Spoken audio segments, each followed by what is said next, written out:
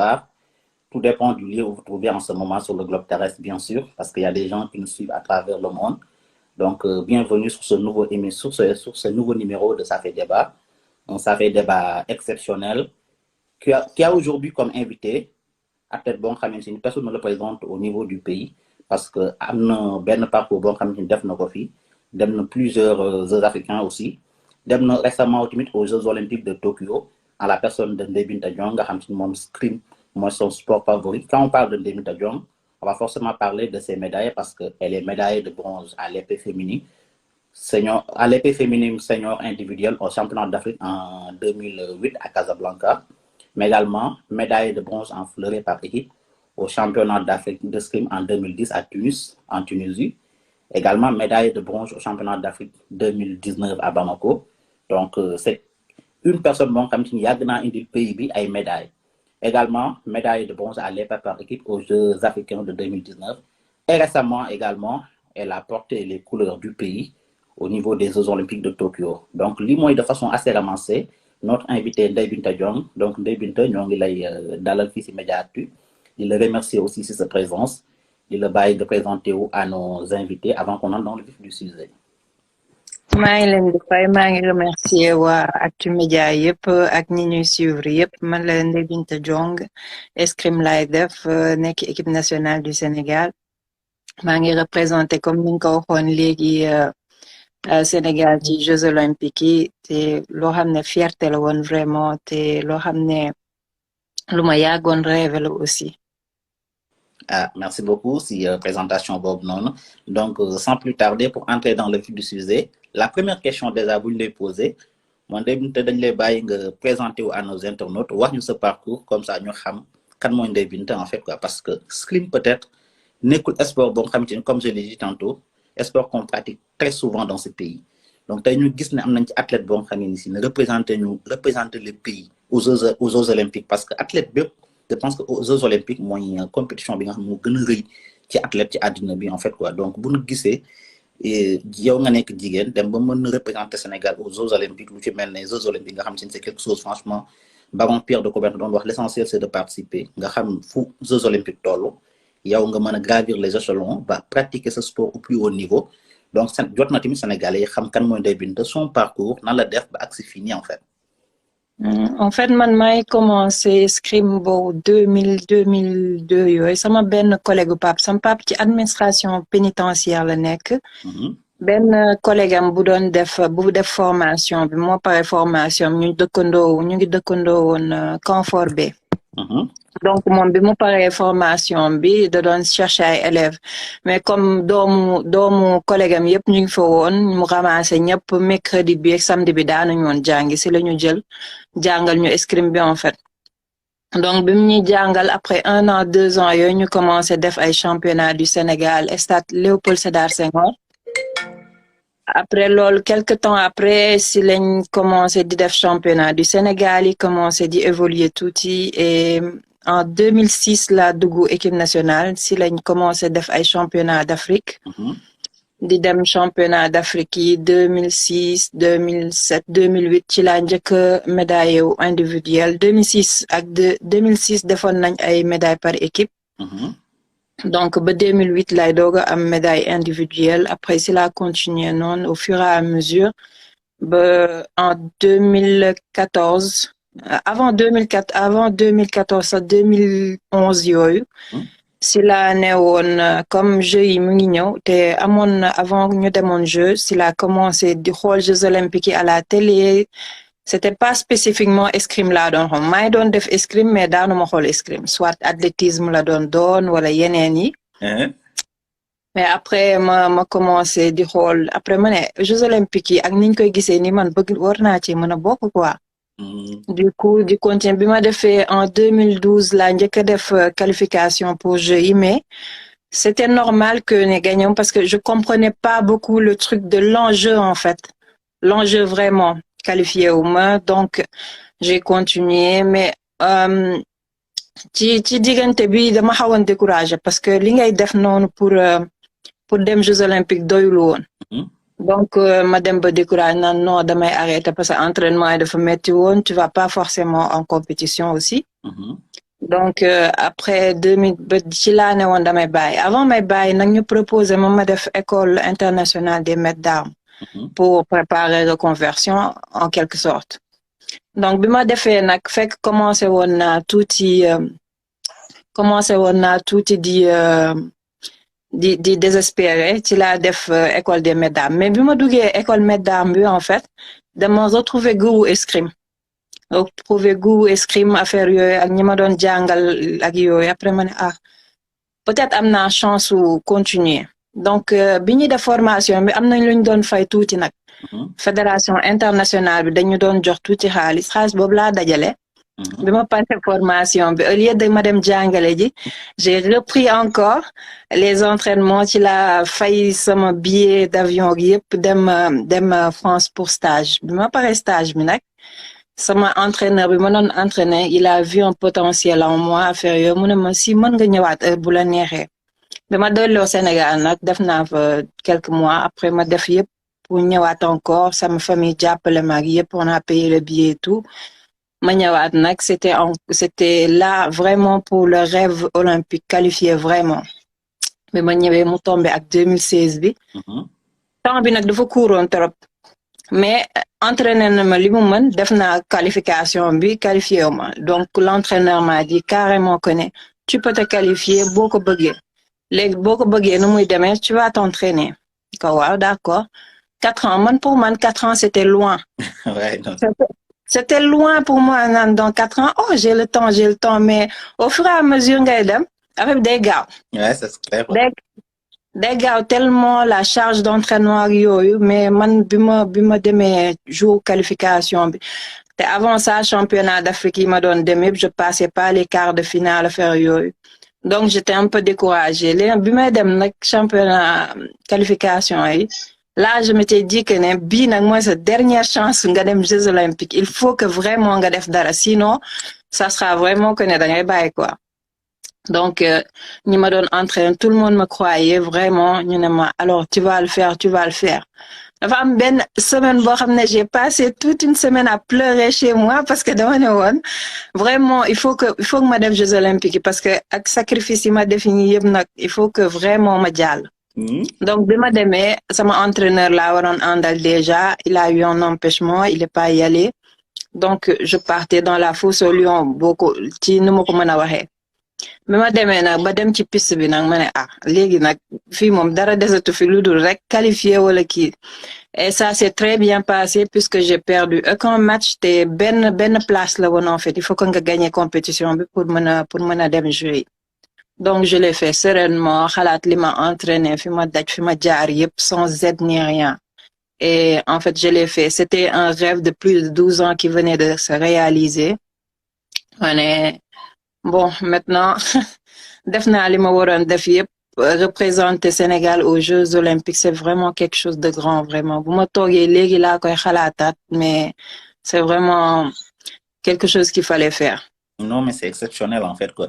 Bu ñu déggee sa parcours dañuy gis ni en fait quoi il y a pas vraiment benn fédération sénégalaise bu la pousser derrière à ce que nga perfectionner dans ce milieu-là pour mën a rejoindre aussi tamit niveau bi nga àgg tey jii nii ba représenter Sénégal aux Jeux olympiques parce que quoi qu'on puisse dire l'essentiel le fait de participer déjà à cette compétition c'est grandiose en fait quoi te si amul benn moment boo nga xamante ni gis nañ ni am na benn fédération derrière bu doon pousser à fond pour nga mën a agsi niveau bi nga agsi tey jii nii tey jii yow selon toi en fait quoi lan moo waral en fait quoi amuñu tamit derrière benn fédération wala benn fédération boo nga xamante ni dana mën a jàppale athlètes yi nga xamante ni peut-être gis nañ ñoom ci potentiel su ñoom en fait quoi ba mën leen a pousser par exemple yow tey boo jëlee expérience tey bi nga ñu wax nii gisuñu benn moment bi nga xamante si ni am na benn appui derrière bu la parce que dem nga ni ba ni anam ma yaa ngi bëggoon a bàyyi mais nga demaat ba gis ni war nga cee mën a perfectionner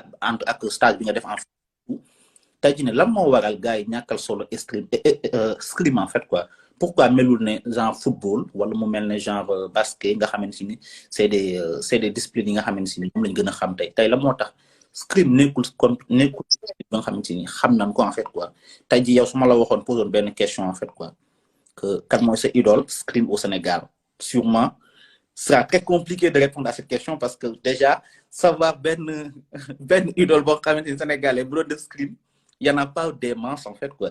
Donc manque de non comment on a waxé saxati manque de reconnaissance envers discipline bi nga xamante mooy scrim en fait quoi. Et pourtant il y a de très grands champions à l'escrime dañ leen xamul rek. Ouais, on les connaît. On les connaît pas, c'est juste ça. Et man depuis bi may def escrime man ma xool man ci génération yi njëkk a commencé escrime ñoom ñëpp xam naa leen ba man maay dernière escrimeuse ci génération boobu nga xam ne man en fait man maa tëj génération boobu parce que man rek maa continuer di def escrime ci ñoom ñëpp bàyyi nañ ñeneen ñi ñëpp ce sont des jeunes yoo xam ne man fii lañ ma fekk.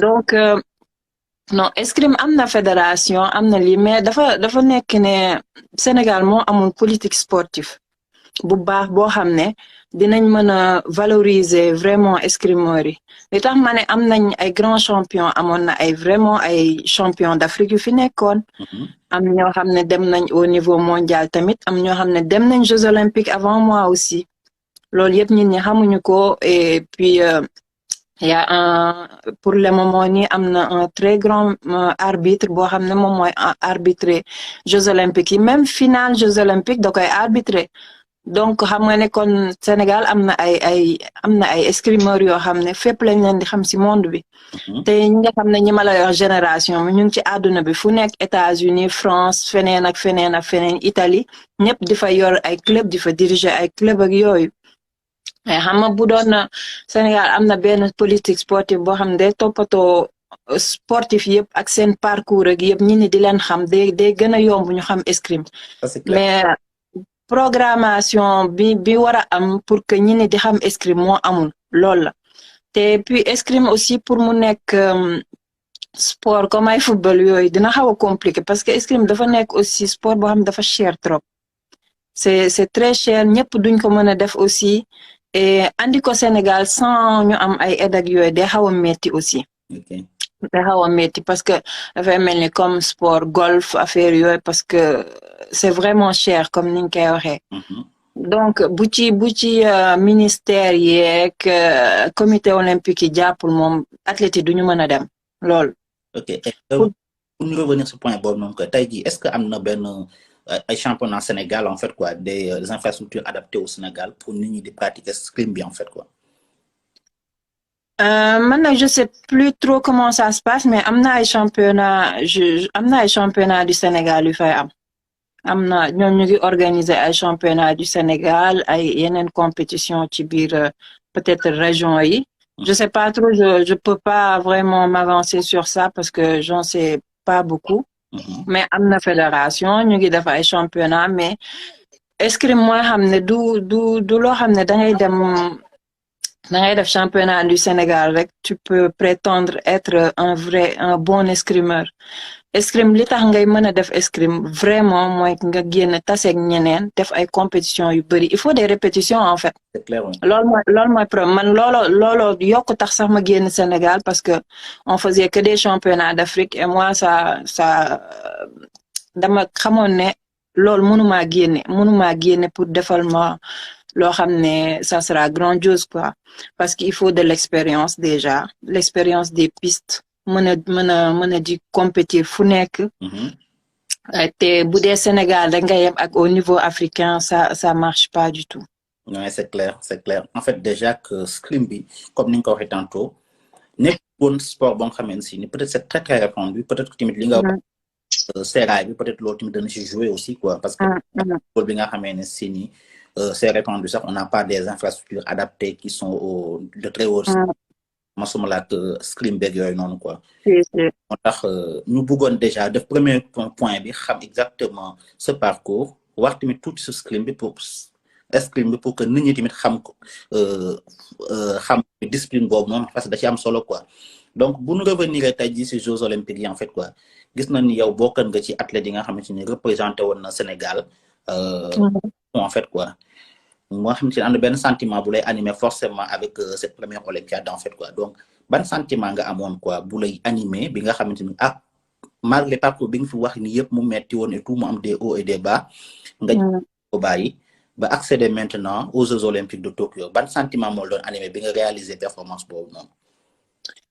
Une grande fierté parce que les Jeux Olympiques en fait du championnat du monde du coupe du monde du leneen bokkul ak leen day nekk loo xam ne àdduna bi yëpp ñoo fay tase te qualification pour dem Jeux Olympiques dafa xam ne loo xam ne dafa metti la loo xam ne déjà tu le prépares pour 4 ans benn match mën na la ko xañ comme quoi mën na la see yóbbu dafa mel ni loo xam ne du lu yomb boo demee nag en presque plus de 15 ans de carrière nga mën a dem Jeux Olympiques am ñoo xam ne fayal nañ leen lu ne te mënuñ see dem yow dalay comment on dit encore ça dalay def fierté boo xam ne participer nga dara def nga dara en fait ci mouvement du sport bi en fait loolu la man kontaanoon naa trop vraiment que ne réaliser naa loo xam ne tout athlète de haut niveau moom lay rêver def au moins une fois dans sa vie yóbbu drapeau dëkkam foo xam ne parce que man déjà bi ma yeggee jeux yi affaire yooyu ba ñu dem suñu chambre bi ma génnaatee li ma njëkk a xool mooy kolonu drapeau yi fi ñuy kii dama dox boo xool fi drapeau bi nekk taw fa def photo ne voilà léegi je l'ai fait ça c'est sûr que ne léegi je l'ai fait dem si anneau olympique yi affaire yooyu c'est quelque chose un rêve de toute une vie de sportif daal boo xam ne réaliser nga ko sànq maay doon bëgg wax gis nga Sénégal duñu gaaw a xam sportif parce que xamuñu vraiment lan mooy sport bi xamuñu vraiment lan mooy Jeux Olympiques ñu bëri pas ñëpp mais ñu bëri en fait looloo tax affaire bi di nekk un peu type de problème parce que boo nee Ndeye Binta Diop mu ngi dem escrime man am na benn question ñu ma posé ñu nekkoon fii France bi leen am na benn sénégalaise bu qualifié dem Jeux Olympiques dañ ne Sénégal lay tireel wala France.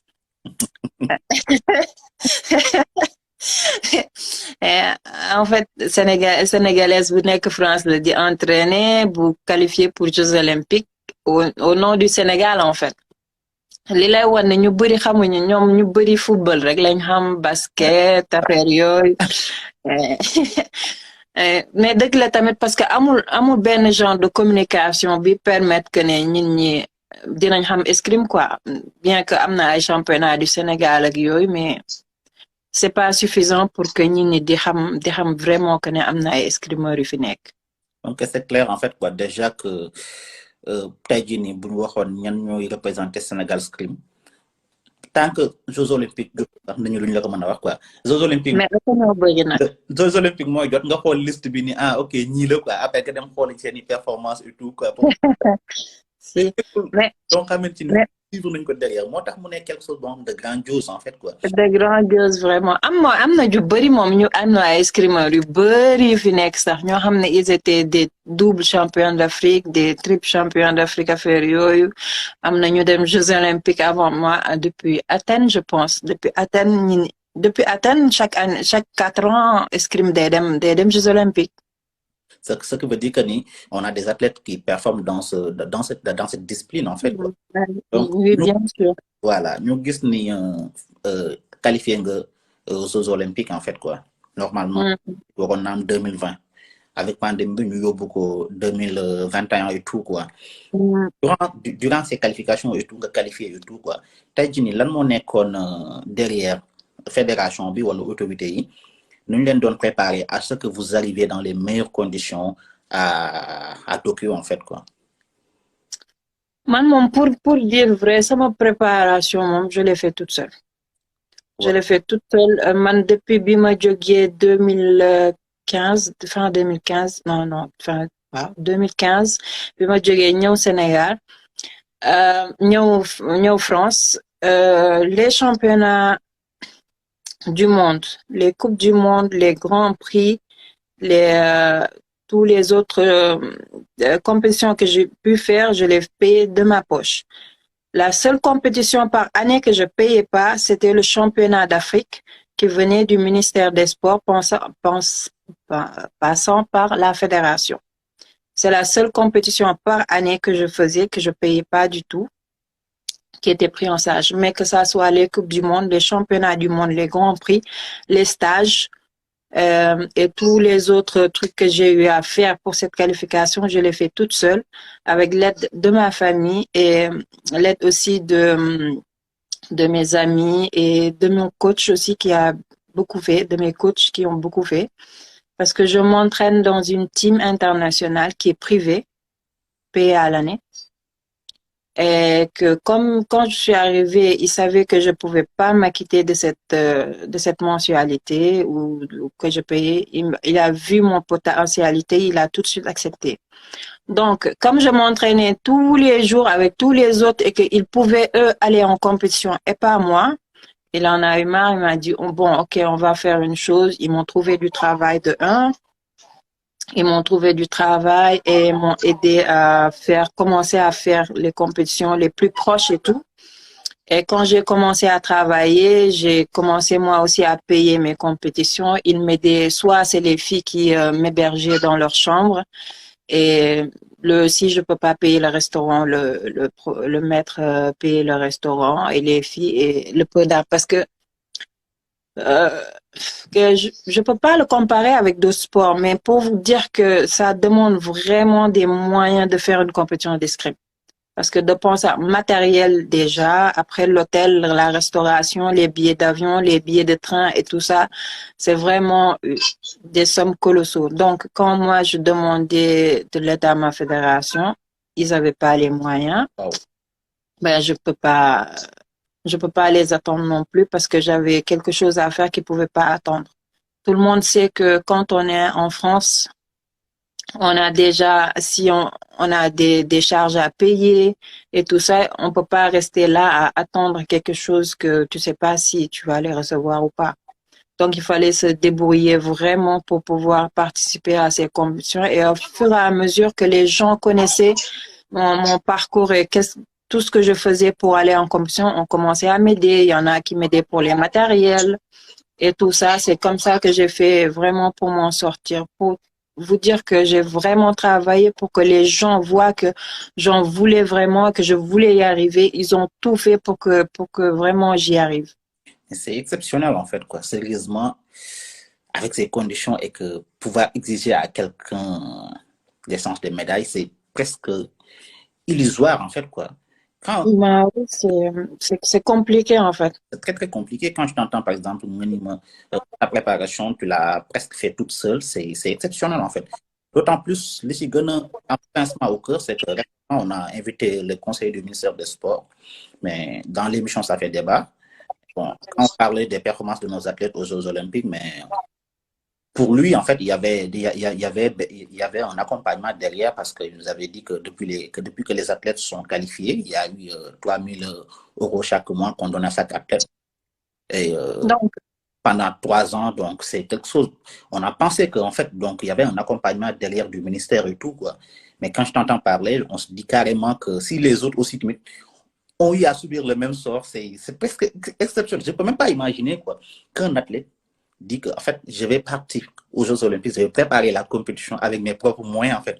Moi-même, j'ai pas cette motivation en fait quoi. Donc franchement, la motivation qui vous anime à mettre vos propres moyens pour aller participer aux Jeux Olympiques, non mais on vous dit non. franchement. Donc si je t'entends bien, franchement, beaucoup d'athlètes ils ont reçu maintenant cette aide-là, le conseil du ministère nous a parlé ici dans cette émission, dans cette même émission en fait quoi. Donc, je peux pas dire pour les autres, mais je vais parler pour moi. Depuis que je fais l'escrime, j'ai jamais eu de bourse. J'ai jamais eu de préparation pour ni 2012 ni 2008. Ah, qu'est-ce que je raconte? 2012 et 2016. Et j'ai jamais eu de quelque chose qui venait vraiment du ministère, du comité olympique, de ma fédération. Les seules choses qu'ils ont payées, que je vais dire vraiment, c'est les championnats d'Afrique qui payaient les billets aller-retour et les hôtels et tout ce qui se passait là-bas. Mais tout ce qui s'ensuit, depuis que je suis venue en France, j'ai jamais vraiment eu de bourse ni rien. Les seules aides que j'ai eues, c'était ceux de ma famille, ceux de mes amis, de mon coach et tout ça, et des litchis et des, comment on dit, des collectes qu'on a fait pour moi à travers SDE et les autres SDE que Cherna qui me charriait tout à l'heure, qui avait commencé la collecte et tout. Parce qu'à un moment donné, eux, je les connais depuis plus de 4 ans maintenant. La fois où je les ai rencontrés, où j'ai raconté que je payais mes compétitions et tout, ils n'en croyaient pas du tout. Et un jour, je pense, je parlais avec eux, je dis là, je dois aller en compétition et vraiment, je suis limite quoi. Ils ont organisé un litchi pour moi et c'est parti comme ça. Après, j'ai commencé à avoir des aides et tout ça parce que je m'en sortais pas. Même en travaillant, je mettais tous mes économies dedans. C'était ça. Alors, je peux pas confirmer du tout qu'on me payait depuis 2 ans. J'ai jamais eu d'aide. C'est exceptionnel. Déjà, moi, en fait, quoi, ce qui me semble, ce qui me semble quelque chose d'irrationnel, en fait, quoi, c'est qu'un athlète, pour participer, pour préparer le tournoi des Jeux Olympiques, il- l'athlète est obligé de mettre ses propres moyens. C'est vraiment quelque chose qu'on ne peut pas expliquer, en fait, quoi. Et, Mm. et malgré ça, en fait, quoi, malgré les difficultés que tu as dû rencontrer, que tu as dû surmonter durant la préparation et tout, qu'est-ce qui vous a motivé à dire, quel que soit Alpha, il faut que je le fasse, quoi. Il faut que j'aille aux Jeux Olympiques. Il faut que je représente mon pays. Parce que je vous dis clairement, si c'était moi, peut-être que je n'aurais même pas eu ce courage-là, quoi. J'aurais abandonné, quoi. Ok, parce que je ne vais pas mettre mes propres moyens pour participer à des Jeux Olympiques pour représenter mon pays, alors qu'il Ouais. n'y a aucune aide derrière, quoi. Franchement, si c'était moi, je ne peux pas. Donc, moi, je trouve cette question, en fait, quoi. Qu'est-ce qui a fait que je garde cette motivation pour dire que quel que soit Alpha, il faut que j'aille à ces Jeux Olympiques, en fait, quoi. Parce que moi personnellement, j'aime pas commencer quelque chose et ne pas le terminer. Et j'ai souffert beaucoup en étant au Sénégal, en allant parce que l'escrime de un m'a gâché mes études. Parce que ça me parle pas de bébé, il a payé les écoles privées pour moi, vraiment, avec tous mes sœurs et tout. D'ailleurs, Mais, mais à un moment donné, je me suis dit, j'aimais pas l'école. J'étais nulle. comme tout jeune, hein? J'aimais pas l'école. Sama bopp bi li si nekkoon yëpp escrime la parce que je pensais que ne en fait comme escrime comme football bi la en fait da ngay gagné ñu lay fay affaire yooyu mais à un moment donné yàkkal na ma benn sama jàng j'avais plus le temps pour personne suba ma ngoon escrime laa def ma xëy di dem escrime bu ma paree escrime je sortais pas de chez moi je faisais que ça. Donc, à un moment donné, bima demee bay waaj décroché ma attends, je vais pas faire tous ces années pour rien en fait. J'ai rêvé de faire les jeux, pourquoi pas essayer en fait. Et puis quand j'ai fait le premier stage que j'ai vu que j'avais moi-même un potentiel, mais j'étais loin d'imaginer tout ce qui m'attendait en m'installant en France. Et, euh, et là, je me suis dit, OK, je vais pas abandonner comme ça. Et puis, le fait que j'aille en France déjà, que je fasse payer ma sœur, ma sœur, mon billet d'avion, mon appartement pendant 3 mois en France et tout ça, au fur et à mesure, je me disais, non, je pouvais plus abandonner, je pouvais plus abandonner, il faut que je continue. Surtout que mon entraîneur aussi faisait beaucoup de choses pour moi aussi. Je me disais, tous ces gens-là qui font, et puis moi, je suis là à dire que je peux plus. Non, il faut que je continue, il faut que je continue. Et c'était vraiment dur. Tout à l'heure, vous avez parlé du confinement et tout ça. On s'est entraîné tous les jours, on s'est pas arrêté pendant le confinement et tout, parce qu'on croyait vraiment qu'on allait faire les jeux. Parce que si c'était abandonné, ça serait vraiment une catastrophe. Parce qu'on s'est entraîné pour ne rien faire. Mais faut le dire que c'était pas facile du tout. Juste avant la qualification, j'ai fait un burn-out parce que j'en pouvais plus. Ça faisait plus de 3 ans que j'ai pas vu mes parents. On était enfermés. Soit tu travaillais pas, tu te retrouvais avec 0 franc ou quelque chose comme ça. Tu pouvais pas tout le temps appeler tes sœurs ou tes parents ou tout ça à demander de droite à gauche tout ça entre les déménagements et tous les problèmes qui ont. Après, je me suis dit, Dieu est avec tout le monde en fait. Je peux pas sacrifier tout ça et souffrir tout ça pour ne pas y arriver. Hein. Il faut que je continue tous les jours. J'ai fait du mieux que j'ai pu, vraiment, même ce que je pouvais parce que j'étais blessée tout le temps déjà. Parce que Il y avait, la charge d'entraînement était beaucoup. Et l'athlète qui doit, moi, j'étais déjà, dans ma tête, c'était, est-ce que je vais réussir? Parce que un athlète qui va au jeu, il n'a pas son esprit éparpillé. Tu dois juste penser, t'entraîner, aller faire la compétition. Mais non, moi, je pouvais pas. Il fallait que je travaille. Il fallait que je m'entraîne. Il fallait que je pense à beaucoup de choses que je devais préparer au niveau administratif et tout ça. C'était vraiment, c'est pour ça que quand je me suis qualifiée, j'ai tout de suite, la nuit, je pense, j'ai écrit sur mon Facebook. Et là, day fay ñak xëcc bu dagul dik, je sais plus qu'est-ce que j'avais dit encore que ouais, il fallait vraiment faire beaucoup de choses et surtout croire en soi, croire en ses rêves et se dire que ça soit tôt ou tard, ça va un jour ou l'autre, les rêves se réalisent. Non, mais c'est quelque chose d'exceptionnel, franchement. Les c'est juste que j'ai en face de moi une personne plus patriote que moi, en fait, quoi. Parce que Ouais, surtout le drapeau, hein. C'était vraiment parce que moi, quand je partais en compétition et que je voyais tous les drapeaux là, je me disais, il faut vraiment qu'un jour je fasse moi aussi faire rythmer l'hymne national ici aussi, hein. Mais bon, on a encore du travail à faire. travail, en fait, parce que tantôt, je vous ai entendu dire que le Sénégal n'a pas de politique sportive, mais pour Ah oui, oui. pas question de politique, c'est de l'abandon, en fait, quoi. Parce qu'un athlète qui doit représenter le pays aux Jeux Olympiques, durant sa préparation, c'est à l'athlète de se débrouiller avec ses propres moyens du bord et tout. C'est pas question de manque de politique sportive et, tout, et du genre là, c'est juste de l'abandon, ça. Et à un moment donné, je peux même pas comprendre à quel moment tu vas demander à cet athlète-là d'être performant, c'est pas possible. Mm. On peut pas comparer ces athlètes-là à des gens qu'on a mis dans les meilleures conditions dès le bas âge, en fait, quoi. Parce que vous allez rencontrer des gens qui viennent d'Europe, des gens qui viennent des États-Unis, ainsi de suite. Mais ces gens-là, c'est à bas âge, en fait, quoi. C'est à 5, 6 ans. Mm. Ils sont formés dans cette compétition, qu'ils sont entraînés, qu'ils sont suivis par les meilleurs entraîneurs et tout. Le seul but, c'est de ramener une médaille, mais on va jamais rivaliser avec ces gens-là, en fait, quoi. Donc, du coup, quand je vois que nos athlètes sont abandonnés, parce que moi, j'appelle pas ça manque de politique sportive, non, c'est de l'abandon.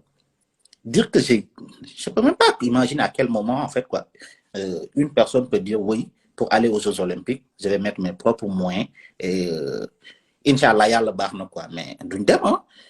Et à quel moment vous n'êtes pas sorti dans la presse pour dire non, là on est qualifié aux Jeux Olympiques, on n'a vu personne, quoi, et qu'on est en train d'utiliser nos propres moyens, en fait, quoi. Pourquoi vous n'avez pas fait ça, en fait? Je me suis dit juste, moi, je suis pas une personne qui insiste en fait. J'ai demandé une fois, deux fois, ouais, on n'a pas d'argent, on va le faire et tout ça. Après, je me suis dit, bon, la personne, si elle veut quelque chose, n'a qu'à compter sur soi-même. Et puis essayer de réussir, quoi. Parce que moi, je peux pas attendre quelque chose que je sais pas si ça va arriver. Donc, ce que je dis, pour réaliser un rêve, il faut déjà se réveiller, se lever du lit déjà pour aller le faire. Parce que si on attend toujours, c'est que des fois, demain, état bi. Tu le dis cette année. L'année prochaine, tu vas le dire. L'année encore prochaine, quand est-ce que tu vas réaliser ton rêve? Il faut juste essayer. Il faut juste essayer. Après, tout va se faire, quoi. Moi, ça fait des années ñi ni dama ko wax demal ci journal mais en fait nit yi des fois di nga kaas ba ñëpp dégg la mais 2 jours 3 jours lañ ci teg dootoo dégg ci kenn wax si ça veut dire que y a que toi qui se bat, hein? Après danga xeex ba sonn 2 jours 3 jours tout le monde fàtte nañ ko après nga ne ok il faut vraiment que yow mii nga jógal sa bopp def li ngay def ba xaw risi parce que man dama naan ñi ñi de ku gañe rek lañ xam comme que ku gañe rek lañ xam yow xeexal ba gañe rek comme ça xanaa ñi ni dinañ la dégg dimbali la au moins man foofu laa ko jàppoon rek. Mais tout ça, c'est vrai. Mais en un moment, je pense que déjà, il faut avoir fort. Tous les athlètes, en fait, quoi. Pas seulement Ndeye Binta et tout, parce que Ndeye Binta... Non, il n'y a pas que moi. Il y a vraiment beaucoup de personnes dans ma situation. Hein. Oui, moi, Ndeye Binta, vous utilisez ses propres moyens. Ce n'est pas pour aller représenter Ndeye Binta, non. C'est pour aller représenter le Sénégal. Pas utiliser ses propres moyens, ce n'est pas du tout normal. Et j'imagine qu'il y a d'autres athlètes aussi qui sont dans la même situation. Et que derrière, si on entend des gens qui viennent nous dire que oui, on a donné tel moyen, alors qu'athlète, bon, tu consultais, on voit que tel n'est pas le cas parce que pas la première. Donc, moi, je n'arrive pas à comprendre. À un moment, pourquoi athlètes du bloc ni cette année, on ne va pas du tout participer aux Jeux Olympiques? Les gens vont forcément se poser la question pour dire pourquoi. Il y a un concept de quoi pour dire stop, trop c'est trop. En fait, j'ai oublié tout à l'heure. Quoi que 2 ans, moi, j'ai pas vu. À part que man bima qualifié après bima qualifié, ils ont dit qu'ils allaient donner. C'est après qu'ils l'ont donné les préparations de quand tu es qualifié jusqu'au jeu. Après, je l'ai reçu. Mais que je dise là vraiment qu'ils n'ont rien fait, ils ont fait, mais c'était trop, je vais pas dire trop tard, mais un peu tard quand même. Ça, j'avais oublié de le dire tout à l'heure. Voilà. Mais que moi, je pense que avant que Mansar m'ait qualifié, j'avais vu une vidéo déjà d'une dame, je pense karaté la xawma. Je sais plus. Buñ doon wax ne des jaay friperie. Oui, on a vu, oui. Bon, en regardant cette vidéo, en cette période-là, j'étais vraiment concentrée, moi, sur ma préparation et tout. J'ai voulu commenter. Mais quand j'ai vu la vidéo, j'ai failli pleurer parce que moi, li muy raconté, nek des vécu sénégalais yu bari yu def sport là en fait. Le sport dafa nek lo xamné ça dafa important pour un pays aussi. Nga dégg ko limu wax né def na légui def la nga xamné kon c'est il faut vraiment que le ñi ngank sport bi en fait am lu ñu def voilà am na ko bind ne judo la. am na lu ñu war a def vraiment pour top athlète yi man peut-être que j'ai eu de la chance am sama famille bu nekk sama ginnaaw top début peut-être que dañ ne woon folie la rek mais comme que bëgg na dem rek nañ ko bàyyi mu dem et après ils ont vu que ne bëgg naa li may def ak yow mais da ngay gis ne ku amul benn aide bi comme moi comme ñeneen ñi tu t'en sors pas. Tu t'en sors pas du tout. Donc, faut que vraiment autorités yi jàpp si xool détecter vraiment les sportifs yi nga xam ne dinañ leen mën a andil kii pour ñu topp leen. Comme li sama entraîneur bi doon doo xaar ba nit ki qualifié wala gagné benn affaire nga koy c'est déjà trop tard. Ouais. C'est déjà parti déjà. Voilà. Donc, maintenant, pour nous parler qui préparation, carrément, c'était très, très difficile, en fait, quoi. Préparer avec les moyens du bord, et j'imagine que les autres athlètes aussi, peut-être que certains aussi, dans le même cas aussi, peut-être que nous avons une possibilité d'inviter les aussi. Déjà, nous avons une interview et tout, donc, moi, la préparation était vraiment tumultueuse, donc, c'était pas la meilleure préparation possible. Pareillement aussi, il y a eu que la préparation aussi a été chaotique. Nous sommes maintenant à Tokyo. Je ne vais pas vous dire de présenter pendant 3 ans, non, on vais présenter pendant le bas âge, en fait, quoi. Parce que je suis là, mais quand les gens ont 5 ans, ils ont un sport qu'ils veulent pratiquer, en fait, quoi. Ils ont appelé le sport, non, quoi. Donc, j'imagine que ce n'est pas la même chose avec ni qui a déjà même pour des Jeux Olympiques, ça, moi, utiliser ses propres moyens, quoi. Il y a une rencontre avec les autres pays, il y a exactement un encadrement, quoi. Normalement, il y a une vivre ensemble, il y a un athlète, quoi. Est-ce qu'il y a une voir une bir? Exactement, est-ce que il y a une voir une bir, quoi? Comment faire pour faire face à ces gens? Franchement, le niveau n'est pas du tout pareil, quoi. Il y a une en fait, quoi. Pour faire face aussi à ces gens-là, vraiment performer aussi. Est-ce que c'est une bir non seulement entre scrim, mais entre scrim, judoka, ainsi de suite, natation et tout, quoi. Est-ce que donc c'est une bir de comment faire pour surmotiver parce que les surmotivations, donc, moi, le une situation bénie, quoi. Donc, c'est une bir échange et tout pour voir, il y a un sens pour au moins un petit quoi. Entre les athlètes sénégalais? Les athlètes sénégalais, oui. Si, oui, on a eu à discuter parce que c'était la première fois qu'on se voyait et tout. Et c'est pas facile pour personne, hein. C'est dans le même saut, hein. Il faut vraiment que, comme les ñu vraiment préparer athlètes yi. C'est même pas aux Jeux Olympiques booy accéder. Tu le vois déjà aux championnats du monde parce que balaa ngay def Jeux Olympiques, tu vas passer par les championnats du monde, les trucs là. Pour exemple rek escrime, il y a vraiment beaucoup de compétitions yooyu def. Pour dire rek man ki ma taseel déjà.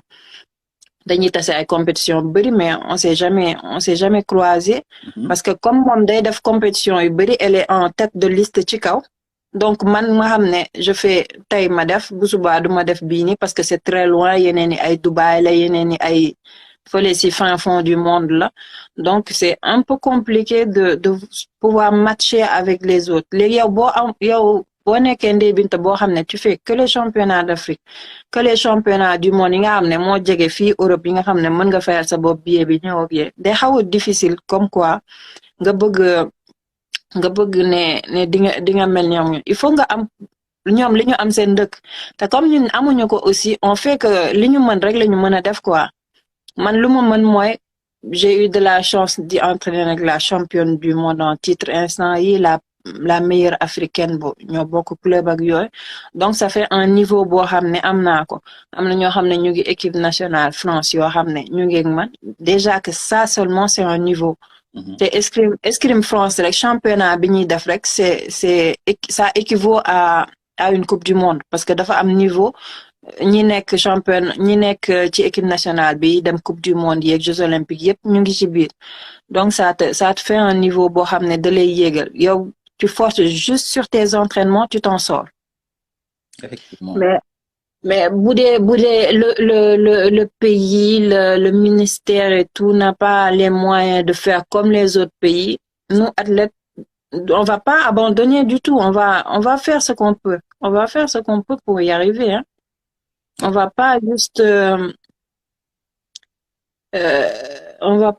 dire, c'est une fédération, amul le duma dem. Man ba ma xamee ne ba ma xoolee ba xool ma xam ne ay kii rek laay dem ay championnat d'Afrique rek te championnat d'Afrique rek mënuma qualifier aux Jeux olympiques bi may dem je savais pas que ne dinaa qualifier mais dama ko jéem rek parce que benn da nga def lu ni ma koy xaw ma lan lañ koy waxee sax tu vas dans le doo xam sax da ngay dem noonu rek xamoon ndax di nga réussir ou pas bàyyi fi ses études amoo liggéey amoo benn diplôme lu dul kii bi et tu le fais quoi. Effectivement ça c'est j'étais carrément dans l'inconnu xamoo exactement. Voilà lan lay mën a te comme je voyais que ne il faut nga liggéey def escrime ñu bëri woon te bi ma ñëwee fii comme j'ai vu que j'avais la possibilité de def escrime pare def nan lañ koy waxatee def escrime def sama liggéey en même temps je me suis dit que ok je vais continuer ici parce que lii mooy li may yóbbu ci fi ma jëm parce que par exemple li ma doon def mooy je m'entraîne les matins les après-midi je vais travailler bu ma paree encore travail bi je faisais un peu de footing ou quelque chose comme ça des fois bu ma liggéeyiwul je prends d'autres travail à côté quelques petits boulots comme niñ koy waxee noonu pour renflouer les trucs pour ne pas rester à zéro quoi. Ouais, j'imagine bien en fait quoi. Léegi gis nañ aussi tamit comme li nga ko waxee lii tantôt yaa ngi doon entraîner aussi en France aussi te foofu noonu niveau bi c'est assez relevé et tout. Même fekkente ne derrière au niveau de la fédération et tout amul woon suivi et tout donc bi ñu jógee compétition bi nii ñu éliminer la en 32e de finale. Lan moo la manqué carrément loo nga xamante ni au-delà même de la préparation tumultueuse et tout quoi loo nga xamante ni senti nga ni lii daal moo la manqué pour passer ce cap-là en fait quoi. C'était pas les entraînements parce que je m'entraîne avec l'un des meilleurs du monde qui a eu à entraîner des champions du monde, des champions olympiques et tout ça. J'avais 2 entraîneurs déjà et une équipe vraiment qui était forte. Le truc c'était que juste il fallait faire beaucoup de compétitions.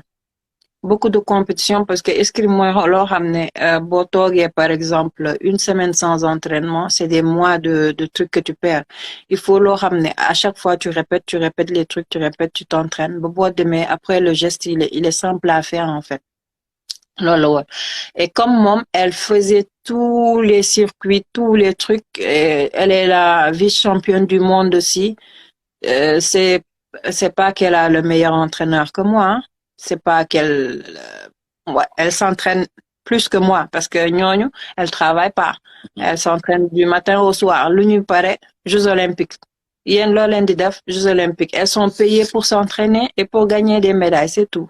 Ouais. Et nous li ñu war a def mooy liggéeyi wala jàngi wala compétir. Loolu yëpp c'est quelque chose qui joue aussi, je pense. Effectivement, ça joue beaucoup.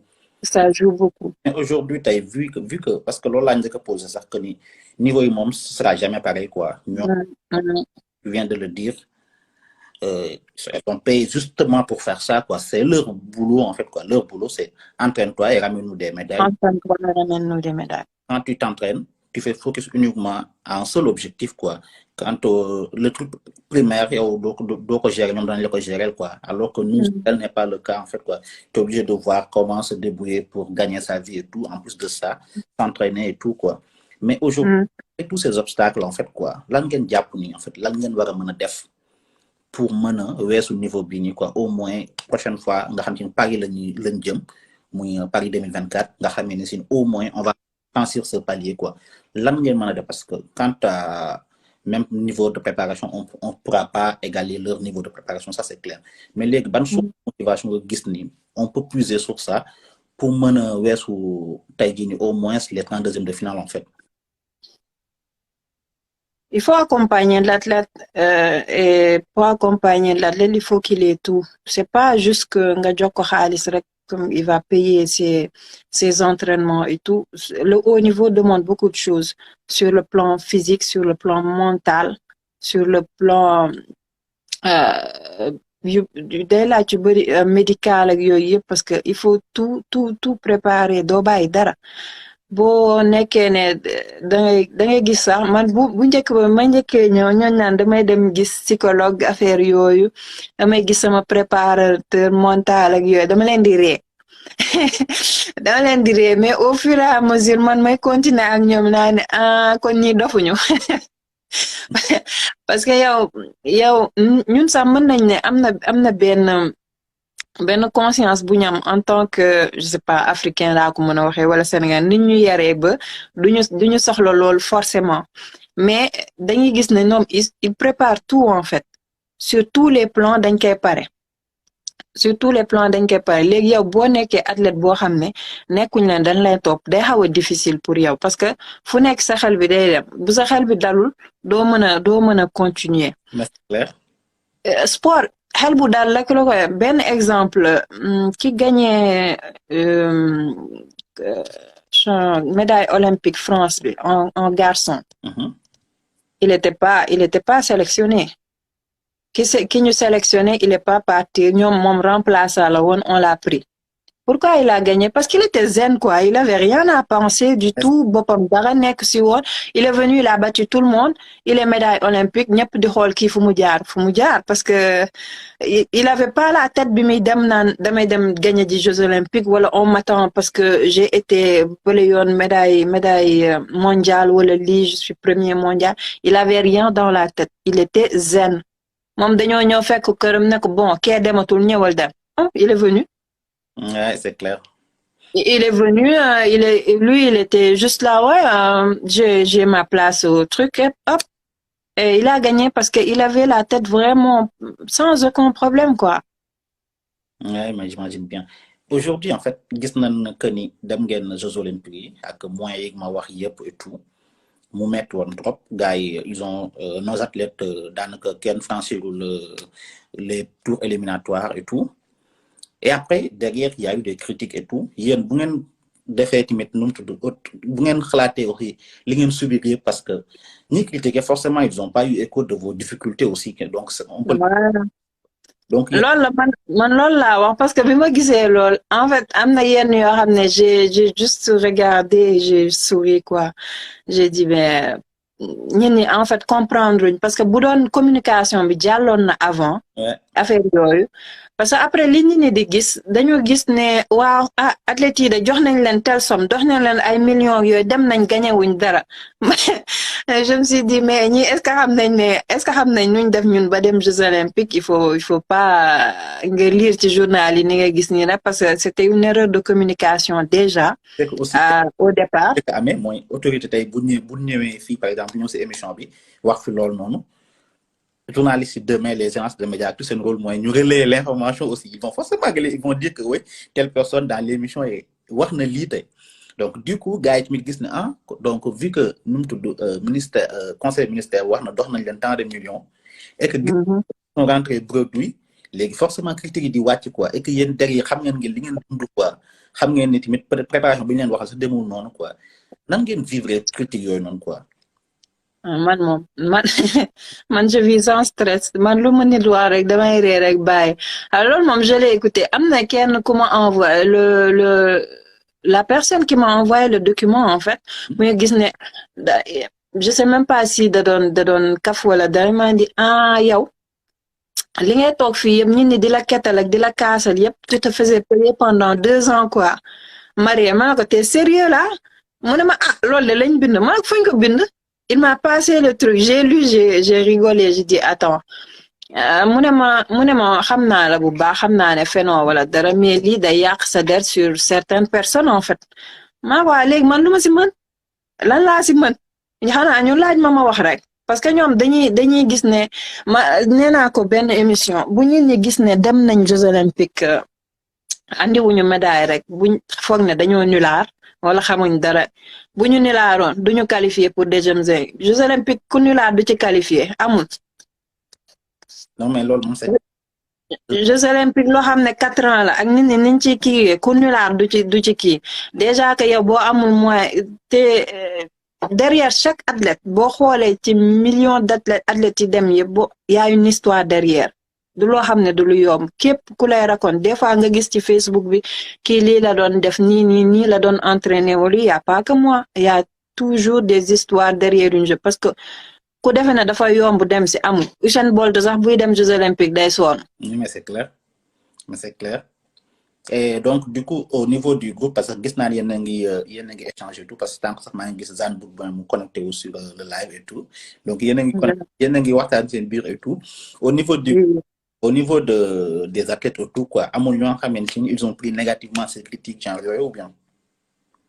non je pense pas ñoom ñëpp je pense que yàgg nañ def sport et que yàgg nañ dégg yooyu déjà que man rek mën naa see wax un rayon ils ont vu xam nañ ne ñi li ñuy wax du lu ñu xam en fait parce que waxuñ leen ko avant xamuñu nan lañ def en fait xamuñu sax lan mooy sport de haut niveau en fait ñi koy wax parce que ñeneen ñi di nga gis ne dinañ la encourager dinañ la wax ne beneen yoon mooy kii ak yi ils ont compris mais man bu ma gisee ku wax lool rek dama naan kii moom xamul luy sport moo tax mu wax lii. en plus communication bi aussi dafa desoon moo taxoon man leen depuis le début mënoon ngeen a gën communiquer sur vos conditions en fait parce que conditions yooyu noonu franchement ku ko dégg parce que bu ma xool live bi lu ñu wax ay jàmbaar ngeen on est fiers de vous franchement parce que xamuñu woon ni situation yi nii quoi parce que déjà. non ñun xamuñu ko. ouais mais nit ñi critiquer sax nag comme tu doonoon tu vas pas mettre tes propres parce que man je vais pas acheter un billet pour aller participer à une compétition pour représenter le Sénégal je vais pas le faire. te xam naa il y a plein de gens qui vont pas le faire.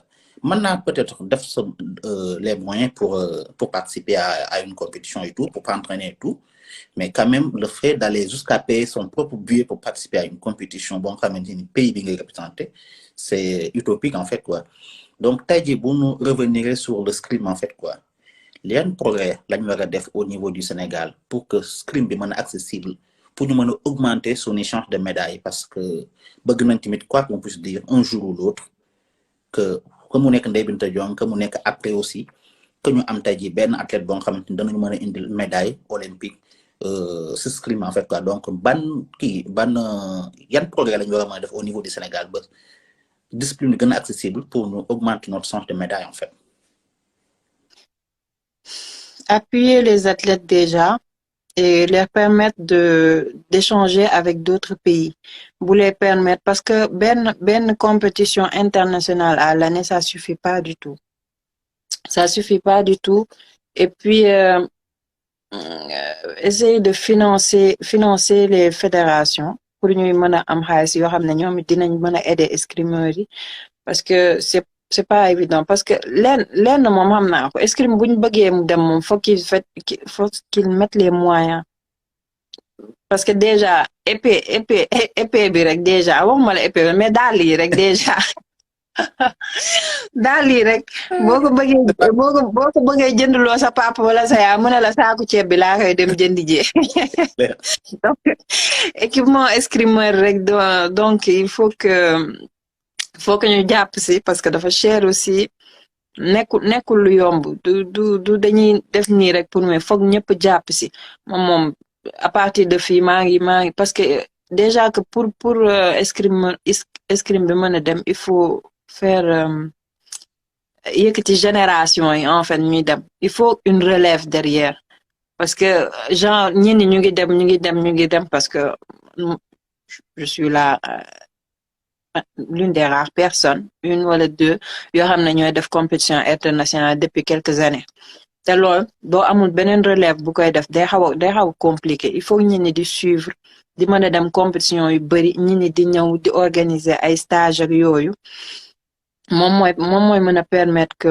vraiment affaire bi jëm kanam foog ñu topp sportif yi xool les comment repérer les pépites affaire yooyu di leen suivre di leen mën a defal ay stage di leen yóbbu ay xam naa ne du lu yomb parce que ça demande beaucoup de moyens mais que les gens essayent en fait de boursier ñi nga xam ne ñi on a espoir que ne dinañ mën a gañ rapporter dara en fait mais bu dee da nga xool ni kii daal comme man rek dangay dem rek doo dem championnat de fi chaque année rek nga dem quart de finale toog ñu ne màgget na kii moom mooy loolu màgget boobu de am na lu mu mën a andi ndekete mais c'est clair c'est la différence en fait pour les Sénégalais duma wax ñëpp nag dama naan Sénégalais en général parce que dangay gis ne nit ki day dem compétition du gagné ñu naan Sénégal moom nii rek duñu gagné mais man chaque fois damay dem compétition fii inter ànd ak sama équipe bi bu ma ñëwee je te jure on est plus de 10 ñoom ñëpp elles sont escrime 2 jours la da ngay def éliminatoire premier jour bi deuxième jour bi nga jàll pour dem seeti les meilleures affaires yooyu ñu nekk éliminatoire j'ai jamais passé le deuxième tour te pourtant ci 10 yooyu yëpp les 7 wala 8 kenn demu ci Jeux olympiques te man mi nga xam ne musuma jaar deuxième tour dem naa Jeux olympiques pourquoi parce que dama dem championnat de zone bi Afrique bi c'est pas le même niveau que mondial du tout mais j'ai pu def loo xam ne depuis 2006 musuma ko def j'ai gagné tous mes matchs pourquoi parce que j'ai préparé même si c'est pas financièrement j'ai préparé mentalement physiquement techniquement lépp ngi ci woon pour ma gagner je suis allée sans entraîneur déjà c'est un autre entraîneur qui m'a coaché que je connaissais déjà qui m'a coaché qui nga xam ne il m'a dit des choses boo xam ne xamoon naa ko di ma wax samay erreurs pour may excusez-moi pour may mën a continuer affaire yooyu lu lay wan ne on peut réussir vraiment quand on s'y met. Ouais, c'est clair. Après c'est quand même mais li nga waxoon si que bi nga qualifié quoi que xëcc bu dagul dina mës a dikk quoi donc il faut. dina dikk de. Non il faut juste persévérer. Non mais il faut juste persévérer parce que c'est ça parce que à chaque fois ñu naan dangay bàyyi te dernier moment bi ngay bàyyi sax si boobu ngay réussir dinaa gis benn image bu ñuy def ci Facebook bi un homme avec une pioche là. Oui effectivement bi pioche dem ba benn instant retourné fekk na jamaa yi mu ngi woon à un truc de piocher loolu moo ma dal na man nag damaa def dernier kii bi rek mooy loolu. Jamais arrêté de piocher alors. Maintenant après les jeux nga xam ci ne jàll na et tout bon les performances qu'on connaît et tout là mooy nekk objectif pour les prochaines séances à venir en fait. Bon, essayer de grappiller encore des points au fur et à mesure et que je vais plus jamais dire que 2023 2021 nga naan sori na c'est xefa xippi mu yegsi donc il faut se préparer maintenant C'est plus dans 4 ans, c'est dans 3 ans, 2024. C'est dans 3 ans. Et boy, wax 3 ans, ça y a le beau fait que mu fekk la foofu nga toog. Tellement que ne dafa gaaw. Donc, c'est maintenant qu'il faut préparer pour y aller, quoi. Voilà. En plus, Paris les donne, quoi. Donc, là, moi, n'est que objectif, en fait, quoi. Objectif déjà se qualifier. Loolu moo gën a difficile que sax Jeux olympiques yi si boppam. Parce que t'es comme c'est à Paris, c'est tout près et tout. Tout va se jouer. Kenn du bëgg a bàyyi dara et c'est comme tout près ñi nga xam ne mënuñu woon dem Tokyo bi yëpp. Tout le monde va s'y mettre. Donc, ça sera encore plus dur que ne Tokyo bi. C'est clair. Donc, il y a un regard particulier, quoi, parce que c'est Paris. Particulier, voilà, ça sera plus dur parce que ñi en fait à Corona beeg yooyu Tokyo bi c'était un peu compliqué que ñenn ñi entraîné ñenn ñi entraîné wuñ ils ont pas eu la chance ak yooyu ak suivi beeg yi si topp yëpp ça faisait couac. Mais là que comme ça commence à s'ouvrir et tout, ça va tout de suite démarrer. Que boo bëggee qualifier moom, c'est maintenant que tu te prépares. Mais c'est clair, en fait, quoi, parce que Paris 2024 et tout. Les en fait, juste une dernière question, bon, comme tu me poser depuis tout à l'heure, parce que ils ont la possibilité de changer de, je sais pas, est-ce que c'est le cas aussi pour l'escrime, de changer de nationalité, d'un compétition dans un pays et tout, quoi. Oui, c'est possible à l'escrime aussi, hein. Le fait qu'il y a un qu'on en France et tout, d'entraîner au FOF et tout, et que Sénégal, tout le temps les moyens n'ont pas suivi et tout, même si vous avez des compétitions, ça va des fois dans les pays, ça va bien et tout, mon conditions yu xaw doy war. Est-ce que ça c'est l'esprit un moment bon pourquoi pas ne pas changer de nationalité de compétir pour la France en fait? Non, sérieusement, moi j'y ai jamais pensé. J'ai jamais pensé à l'histoire des nationalités et tout ça. Je vois beaucoup de personnes le faire. Mais moi, je me suis dit que les modestes escrime, je vais pas changer de nationalité pour, li ma bëgg gagner ko sama bopp damay bëgg mu nekk man vraiment loo xam ne ci Sénégal lay dem Sénégal moo ci bénéficier ou quoi. Mais sinon, j'y ai jamais pensé. Ah, c'est vraiment, franchement, c'est vraiment, nous le féliciter aussi, timide. Merci beaucoup. J'y ai jamais pensé. Tellement que na bëgg Sénégal que ne dama xool man parcours bi ma fa nekk woon mu metti. Moi, à un certain moment, j'ai commencé à faire des collectes de matériel. Di collecter matériel ci yenn club parce que comme je connaissais beaucoup de personnes ma xam ne ñoom matériel parce que benn jour dama toog gis matériel yi ñu koy sànni ma ne mais attendez matériel yi war nañ ko mën a utiliser Sénégal quoi. Franchement. may ñaan matériel yi ñu may jox ay sac ak yooyu j'appelais la fédération ne leen yor naa tel sac ak tel sac vous payez pour le truc ñu paye ko ils reçoivent quoi. Après les jeunes en bénéficient ay dàll ak yooyu parce que am na ay moment yoo xam ne booy en fait dañ may bind message Binta man de benn épée laa bëgg benn lame laa bëgg nii wala man dàll laa bëgg nii je me disais dans ma tête léegi nii sañ naa koo wax je me disais dans ma tête ñoom xamuñ ne man awma daal de ak épée man sax dañ ma koy may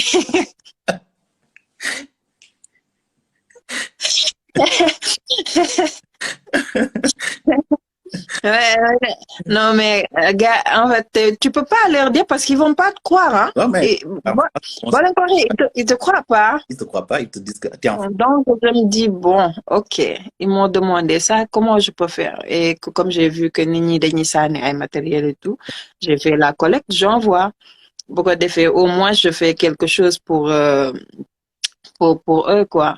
Donc ñun on veut battre aux Jeux olympiques des gens yi nga xam ne matériel yi ñuy sànni ñun loolu la ñuy utiliser. Ah oui hein. Ce sont ces gens-là qu'on veut battre quoi pour gagner médaille. bu ñu amul lu ñu fayee kay est-ce que ouais, quand j'achetais mon matériel des fois damay bëgg a jooy c'est trop cher déjà non.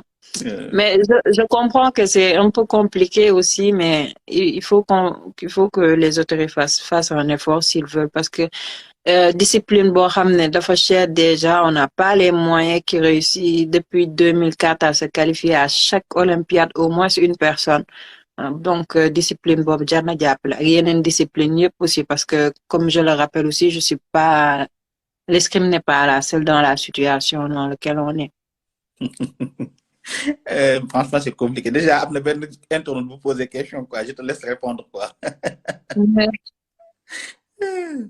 nee na bu noppee mu wax ñu ndax pare na pour sëy te bàyyi. Ah, ki wax loolu moom Sénégal la dëkk.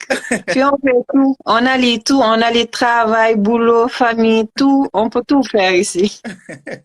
Donc, Boli, tu as ta réponse, quoi. Franchement, c'est un plaisir, quoi, de recevoir le fini pendant plus d'une heure, de débattre Merci beaucoup. des performances yi nga xamante ni athlètes yi amoon nañ ko aux Jeux olympiques nga defal ñu ci ay révélations yoo xamante ni ñu si bari xamuñu ko woon.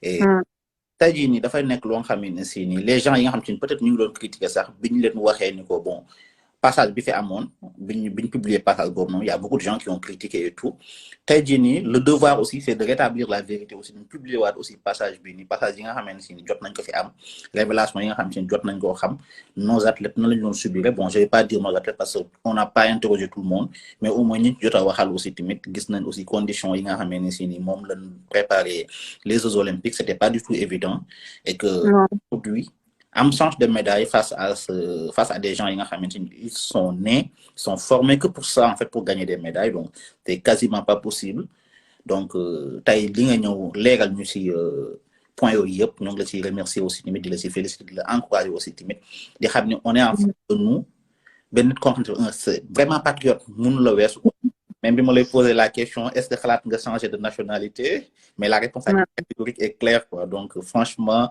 le Sénégal vous doit beaucoup en fait quoi donc sans plus tard dama lay bàyyi nga def le mot de la fin nga wax exactement nga bëgg remercier et tout avant qu'on clôture ce débat là de plus d'une heure en fait que ça a été passionnant franchement. Merci mais balaa may terminer Boli Junior nee na kon ñun ay daalu tubaab la ñuy entraîner déedéet.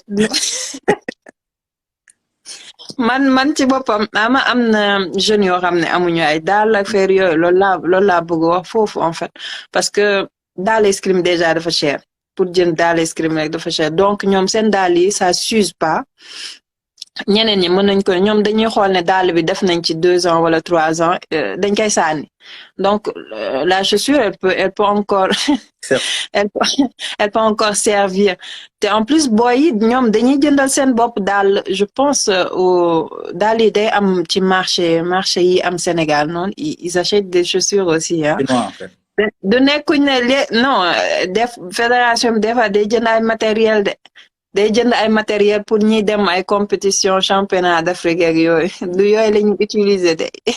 Mais estimation des chaussures en fait quoi prix aux alentours de combien là? Prix 150 € bu ci gën a 150 € c'est combien?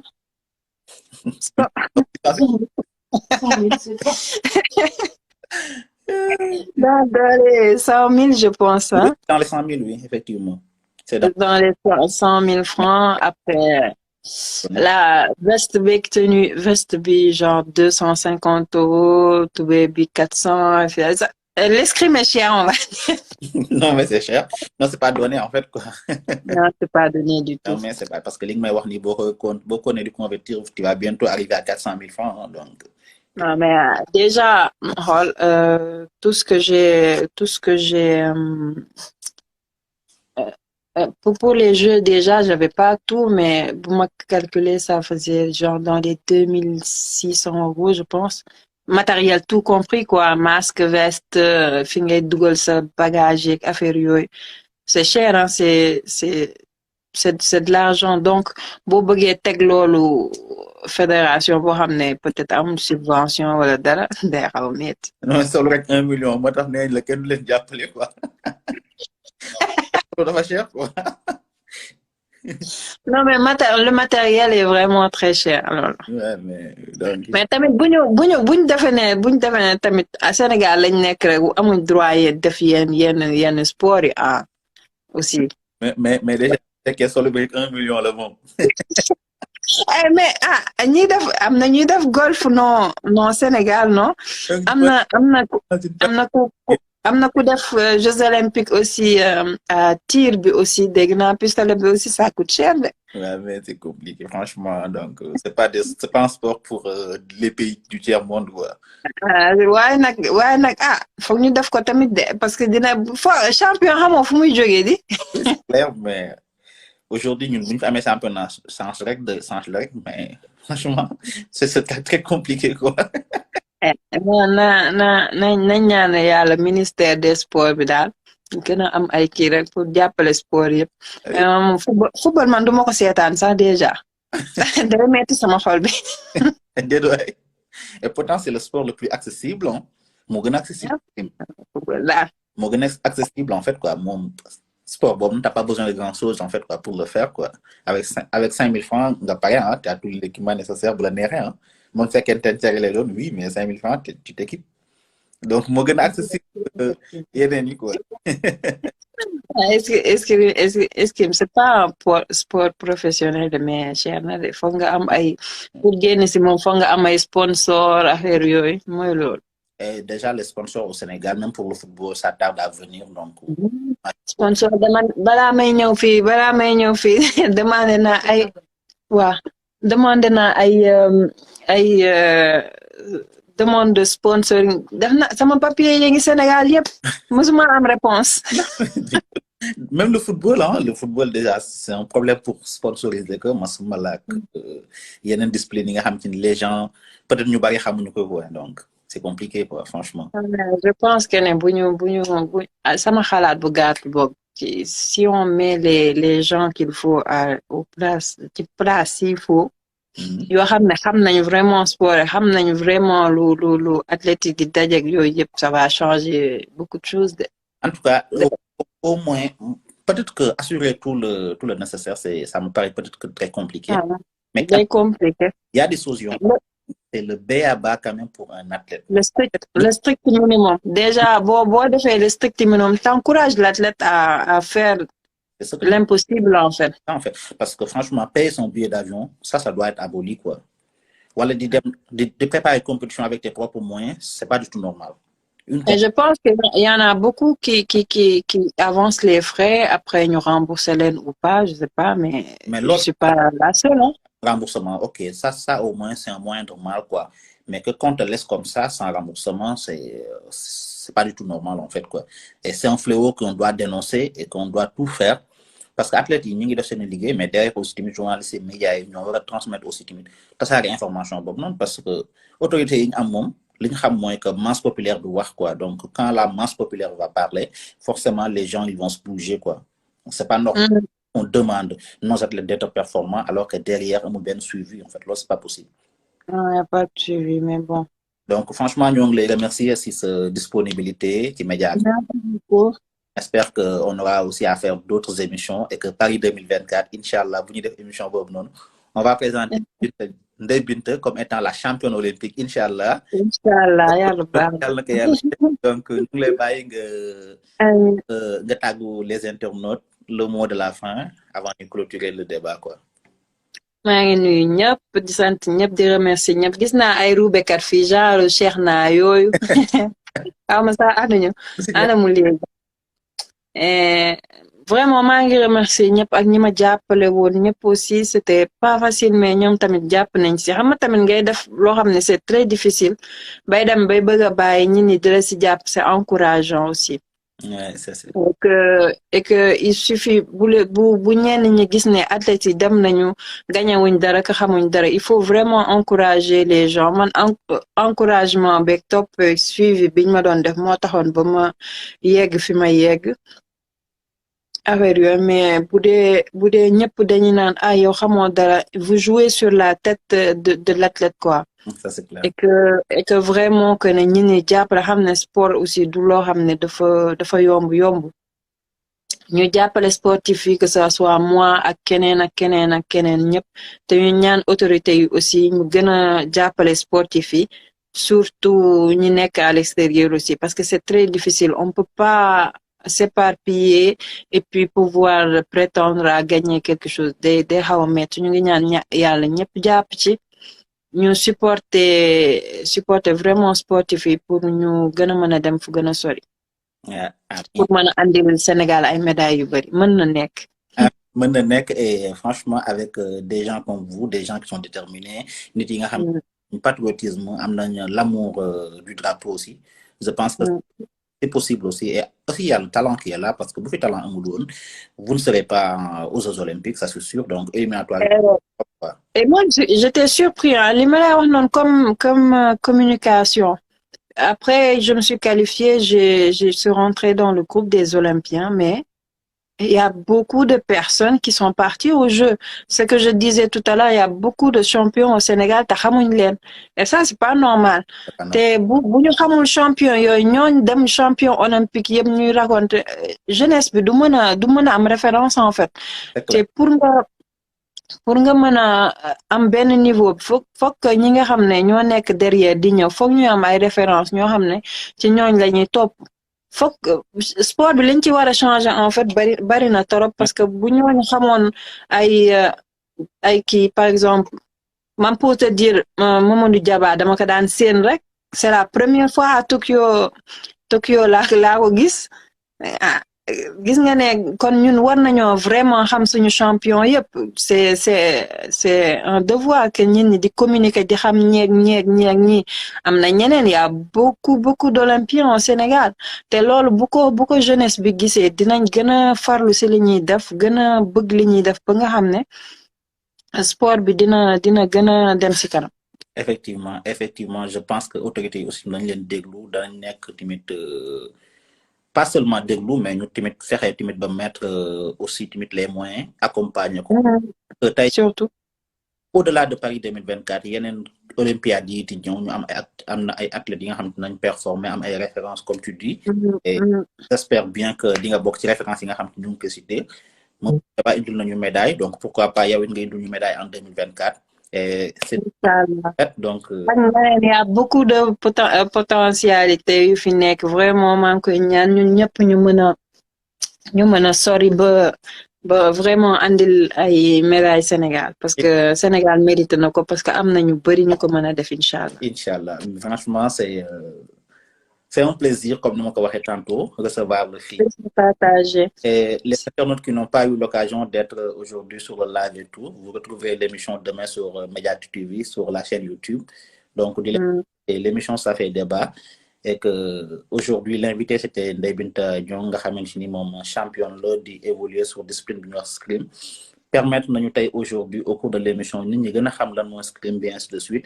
Les difficultés yi nga xamanteni acteurs yi rencontrer nañ ko et tout pour dem déjà rien que pour dem Tokyo et tout ça a été très très compliqué et aujourd'hui ñoo ngi ñaan ministre bi ñoo ngi ñaan autorité ñoo ngi ñaan fédération bi à ce que Paris 2024 mo am accompagnement bon xamanteni athlètes dinañ ko am pour leur permettre au moins d'avoir des chances de médaille parce que bo deful dara do am dara quoi comme on dit quoi et donc il faut faire quelque chose pour aussi limite pouvoir demander en retour quelque chose mais on peut pas ne rien faire et demander à ce que nos athlètes puissent performer.